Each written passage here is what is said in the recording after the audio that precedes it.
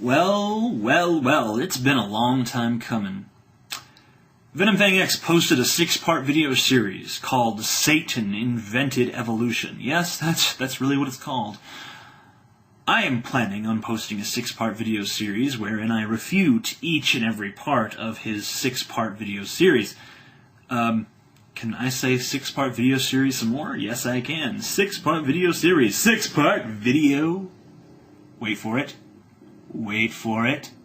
Motorcycle ruining dramatic effect. Wait for it. Series. Oh yeah, that's great, isn't it? Now, before we start, you should know that VenomFangX will not approve these video responses. I won't even attempt to get them approved because he doesn't approve anyone who curses or anyone who disagrees with him, even in a respectful manner most of the time.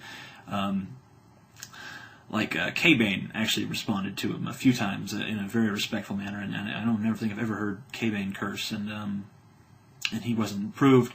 But oftentimes he will use the profanity as an excuse not to approve video responses, and he's apparently very offended by profanity. So I just wanted to get right off the bat and say, fuck you, VenomFangX. I hope you die, motherfucker. Fuck you, fuck you, fuck you, you fucking shit for brains, motherfucking creationist piece of shit. Alright, so we got that out of the way. The second thing you should know, and I think you've already figured it out by now, is that I'm not planning on doing the most civil response. I'm not going to be friendly and do the rabbit ape thing where I'm like, okay, well, here's why this claim is wrong, and hold your hand through it. I'm going to go. There's going to be it's going to be fucking ad hominem laden attack videos. Basically, I will refute a few points. I'm not going to be totally without content, but for the most part, this is just ad hominem shit to own the ever-loving fuck out of him. Not that it's really necessary because he owns the ever-loving fuck out of himself, but people really like to watch outright slaughter, I suppose. Another thing you should know, and this is the third thing, I guess the third disclaimer, in a series of 4. There's going to be 4 disclaimers, but this is the third one. The third disclaimer is that if you've never seen a VenomFangX video and you're not sure what to expect when I put him on screen and he starts talking, you may want to have someone in the room to hold you back to prevent you from punching your computer screen as hard as you can, because that is a natural reaction. I barely caught myself. I almost did it. I was like, oh, motherfucker. Then I remembered how I broke my webcam when I tried to punch Sword of Allah. You know, it's not very effective to punch someone through the internet, unfortunately. That technology has not yet been invented. The fourth disclaimer is that he looks a lot like this kid I went to school with. And I was kind of mean to the kid in school. And I feel bad about it retrospectively. So I might actually go a little bit too easy on him, because I just, he just reminds me of this kid I was really mean to back in high school. It'd be totally fucked up to find out he was the same kid, because me and this kid always used to have theological debates too. And, anyway. So let's just get right the fuck to it, because, yeah, let's just get right to it after I've blabbed on for 4 minutes.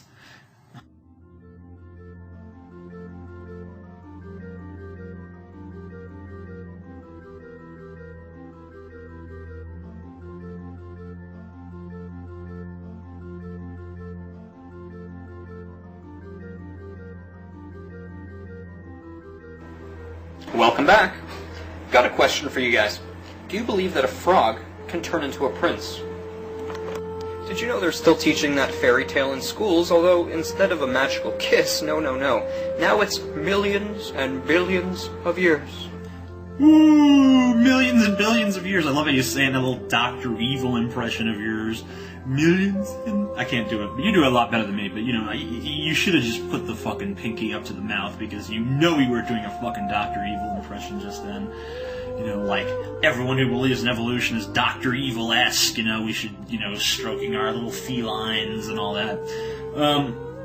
Yeah, you caught us. Instead of believing that a frog can turn into a more complex life form with magic, we believe that it might be possible incrementally over, millions and millions of years. That's a really outrageous idea. You're right. It's totally out of line.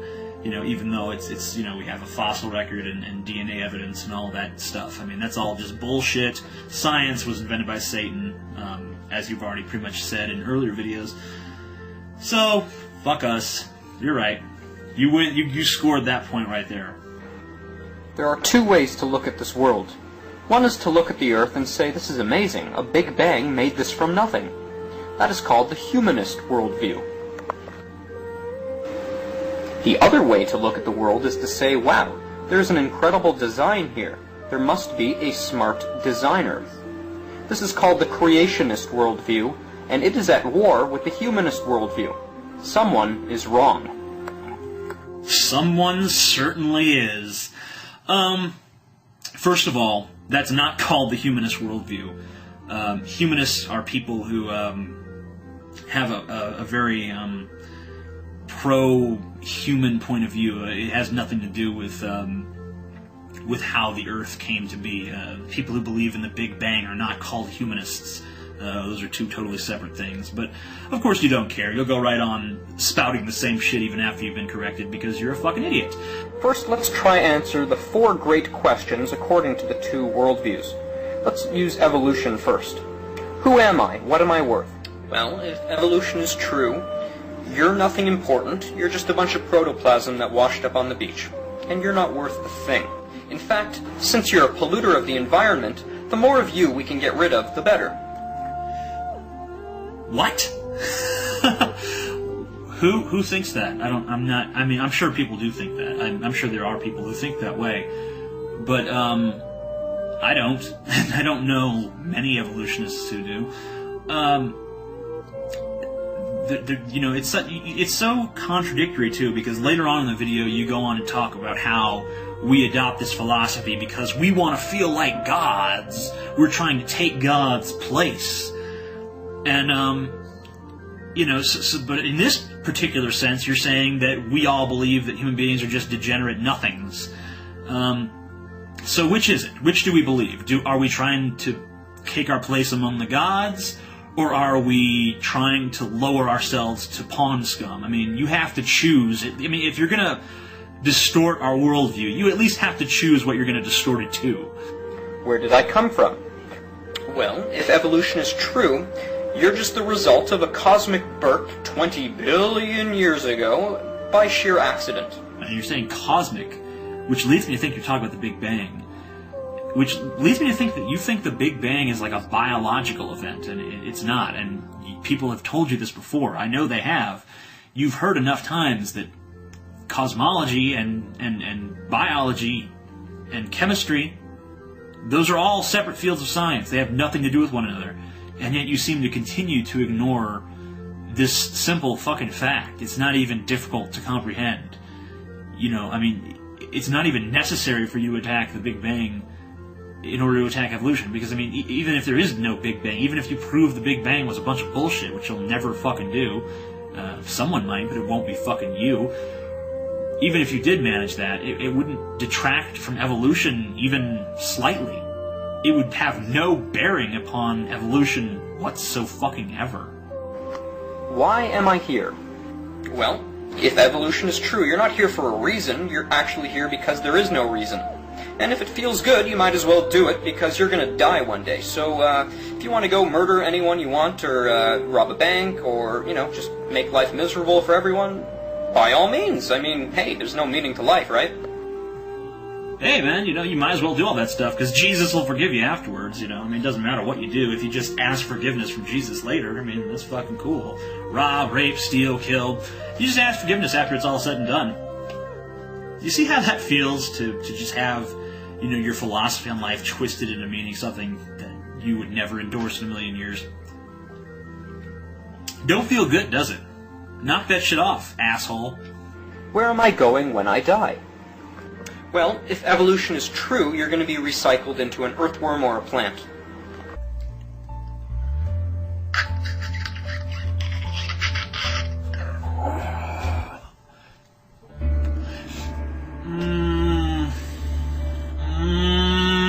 Okay.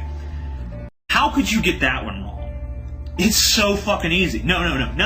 You don't get recycled to an earthworm or a plant. There's not like reincarnation. You're just gone. That's it.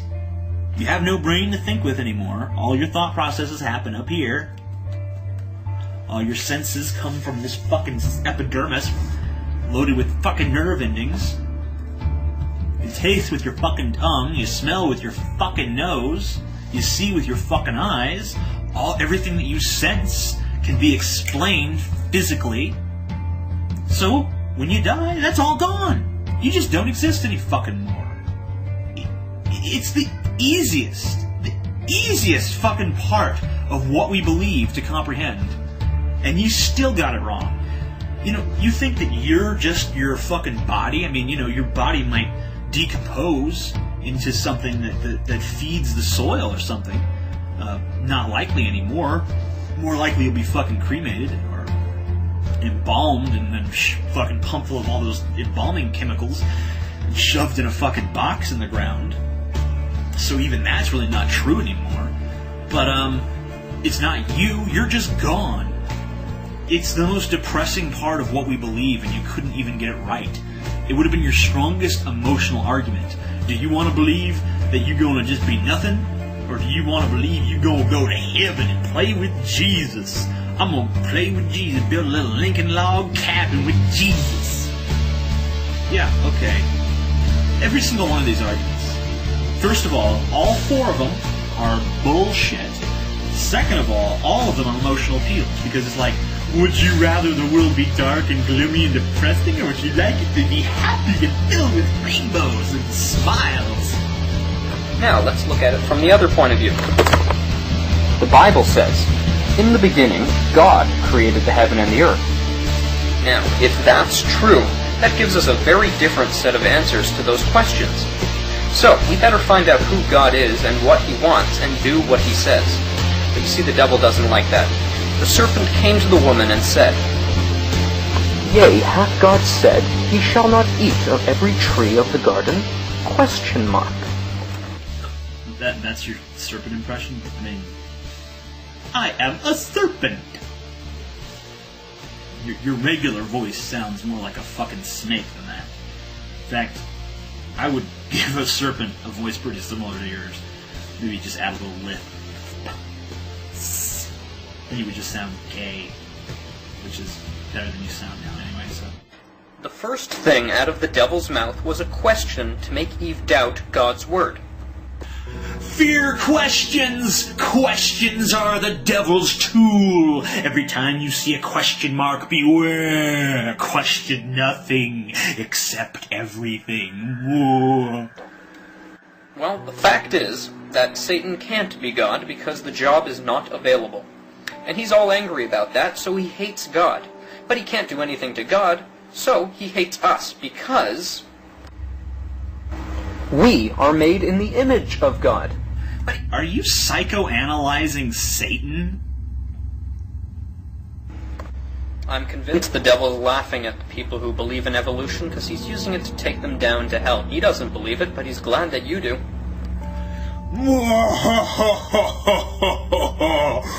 Foolish humans believing evidence and science over God. Adolf Hitler once said, "If you tell a lie long enough and loud enough and often enough, the people will believe it."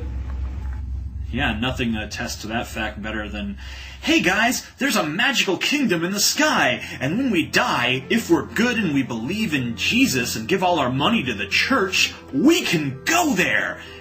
Wow, that sounds great. I'm in. Me too. But one thing, guys, you have to renounce all your cognitive faculties and just go with the flow, whatever the church says. Well, hell, I could do that. Yeah, I don't have a problem with that either. And then they all went to heaven and ate gumdrops. He said they're more likely to believe a big lie than a small one. Let's just assume that evolution and God are both a lie. They're both lies. It's both complete fucking bullshit made up to trick people. Which one would you think is bigger? The lie that we developed through this long, protracted process of mutation and adaptation and over millions and billions of years, or the idea that we were spontaneously brought into creation by a magical being who has unlimited power and unlimited wisdom, and no one knows where he came from, but we don't ask those questions. Which do you think is the bigger lie? If they're both lies, which would you think is the bigger lie? Teachers are commanded to stress that the Earth is thought to be at least 4.5 billion years old. Saying something in a mocking voice is enough to discredit it. Sorry, you have to have... I mean, it's okay to use a mocking voice. I mean, I'm not going... I'm not being down on you. I would almost said going down on you, and that was just a revolting image that filled my mind with. But I'm not going to be down on you for using a mocking voice to discredit something. But to have nothing else but just the mocking voice, I mean, that's pretty lame. You have this highlighted thing in a science textbook, and you say it in this really ominous tone, like, teachers are commanded to teach their children that the Earth is 4.5 billion years old. Like it's part of some terrifying conspiracy, Maybe they're taught to teach their children that because that's what we can discern about the age of the Earth from things like carbon dating, which we'll discuss in the refutation of one of your later videos. This is a first grade textbook. It says Earth has changed much since its formation 4.5 billion years ago. Be sure to tell them again in second grade. Since its formation 4.5 billion years ago, Earth has changed. Oh, change! What a ridiculous notion! Everything has always been the same! Yeah, because, we know that nothing changes. I mean, just go back to the 1800s and ask our, ancestors with the horses and buggies and shit. They'll tell you nothing ever changes. Yeah, it's obviously a conspiracy. I mean, they teach them in first grade and in second grade. I mean, if it was just in one grade, I would totally discredit everything you say. But the fact that they try to teach them the same fact 2 years in a row, that really lets you know that's totally insane. I mean, this is obviously something that's being drilled into their heads. Propaganda of the liberal school system run by the atheists and the Muslims, no doubt. Question. Do the teachers know that the Earth is 4.5 billion years old, or do they think that? They think that. Were they there? Were they there? Were they there? What the fuck? Were you there when God created the Earth? I mean, no. You just believe it because it's in a fucking one book. And there's no evidence for your book. Our book is supported by, little things like fossil remains and carbon dating and fucking erosion. Did you know in the early 1800s the world was thought to be about 10,000 years old? And then by the early 1900s it was thought to be about 2 billion years old? And now here in the year 2000 is 4.5 billion years old?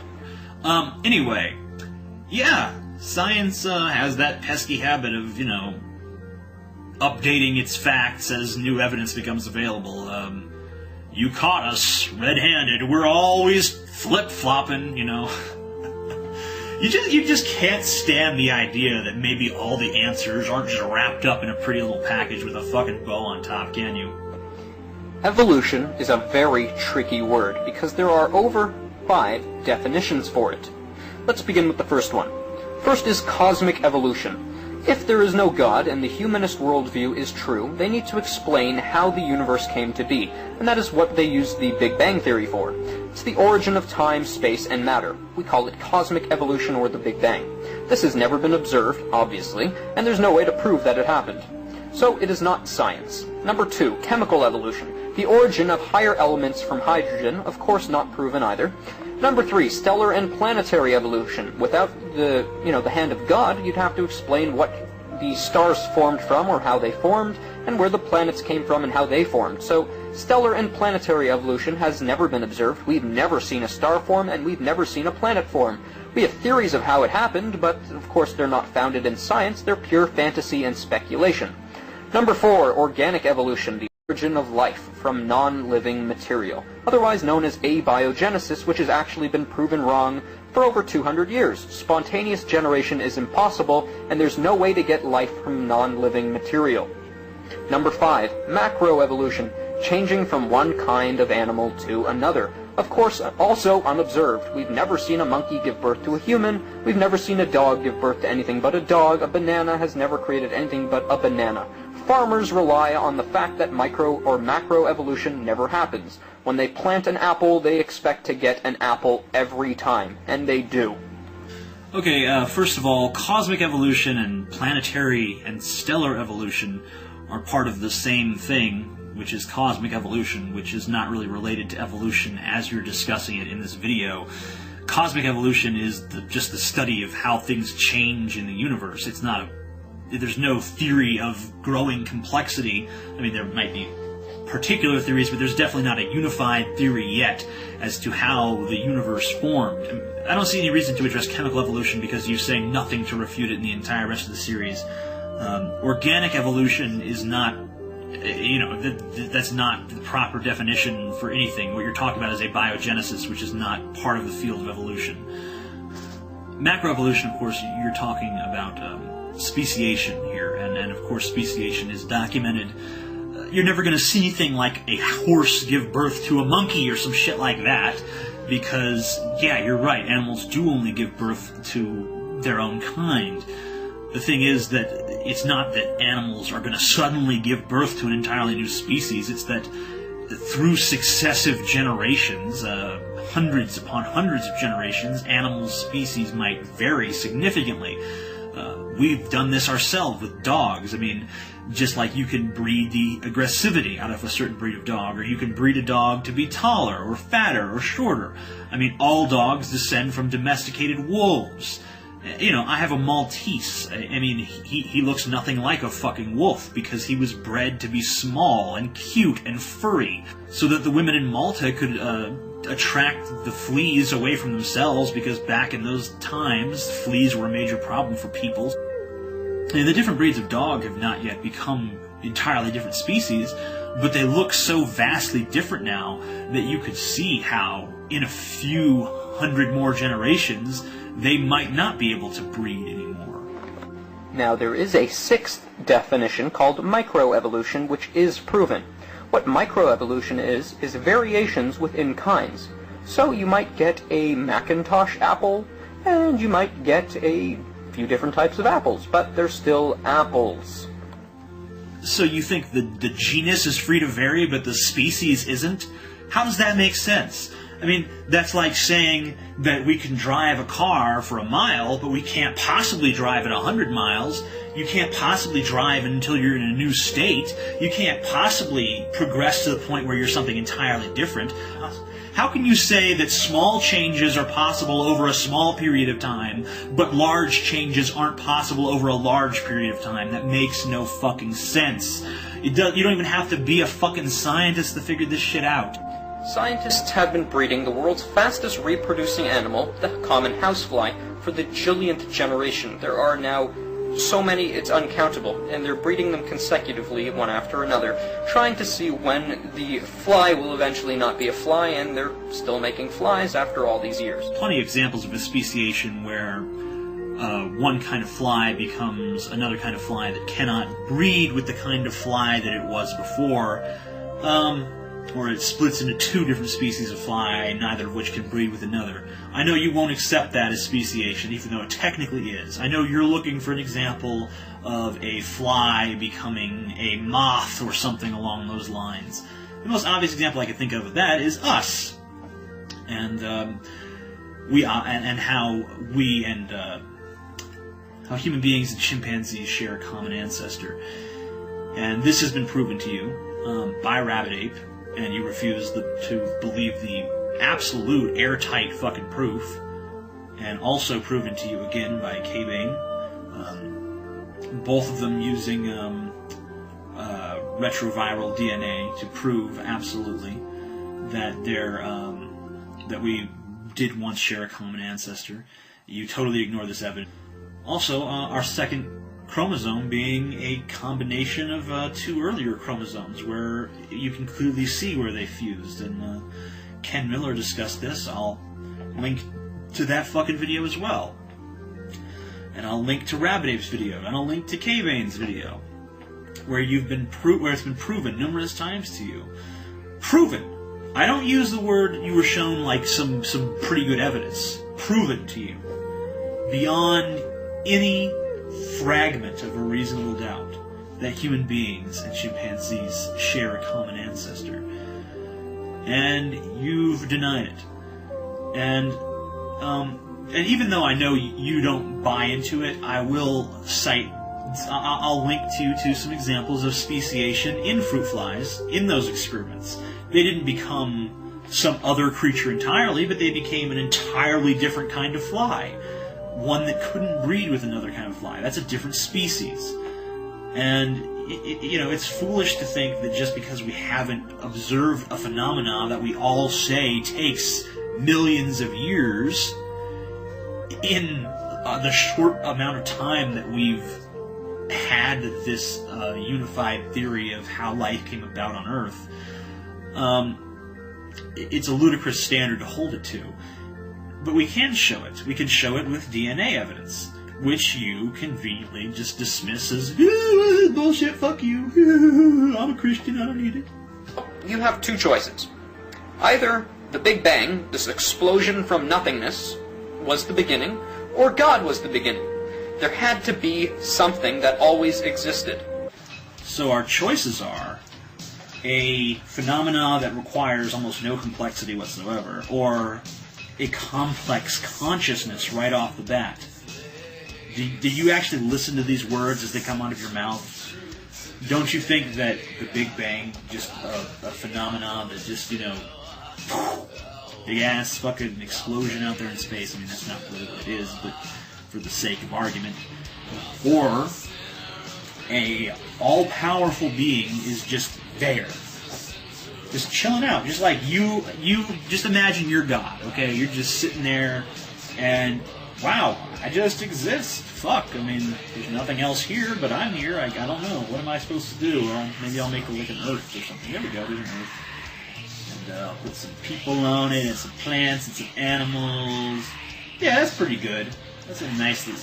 You know what? I'm going to give them a bunch of bullshit rules just to fuck with them, because I don't really like them that much. That makes sense to you. Really, genuinely makes sense to you. I